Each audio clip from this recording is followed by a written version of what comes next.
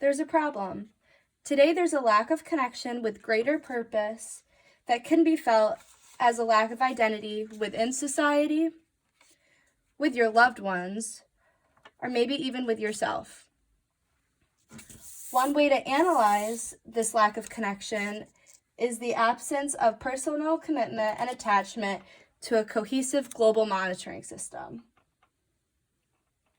Even when people look to engage in groups that are historically gauged to improve individual selection, to eventually improve group selection, these groups are not informed with concepts derived from evidence-based research, on top of the fact that they have developed entirely separate from the original values that they were based on to thrive in a different population with different values. Yoga practice is one of these groups that could be improved and therefore improve its members with the work done by several researchers.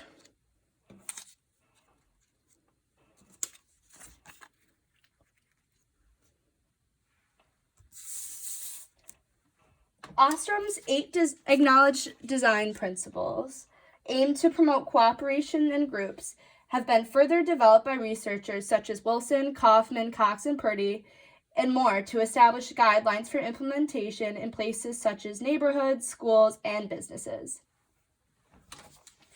These design principles include clearly defined boundaries and a shared identity and purpose that members to the group agree upon, proportional equivalence between benefits and costs, expressed as even distribution of tasks and workload among all members. Collective choice agreements, so that all members feel like they are well represented and in agreement with the rules of that group. Monitoring, to ensure rules and expectations are properly maintained. Graduated sanctions, when expectations are not met, there are fair consequences that gradually increase in severity, as well as adequate praise. Conflict resolution mechanisms, that groups must agree to the fairness, efficacy, and approach. Minimal recognition of rights to organize. Groups should have a sense of autonomy among all members, no matter their specific role.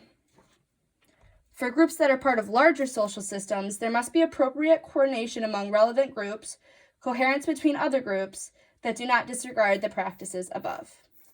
According to researchers, there are many proximate mechanisms to achieve the ultimate goal of fulfilling the objectives of each design principle. I will outline how my yoga group would specifically achieve all 8. Using the media to spread awareness of the benefits of the studio as a nurturing environment that focuses on the intrinsic benefits of yoga practice and how it relates to cooperation and unification of people, where all members have equal responsibility to train, promote the mission, and monetarily support the studio to target individuals who are self-motivated in becoming members of this type of environment. This will enhance shared purpose and minimize the threat of freeloading. The first few weeks of the sessions will consist of instruction through play and active engagement exploring the practice of yoga.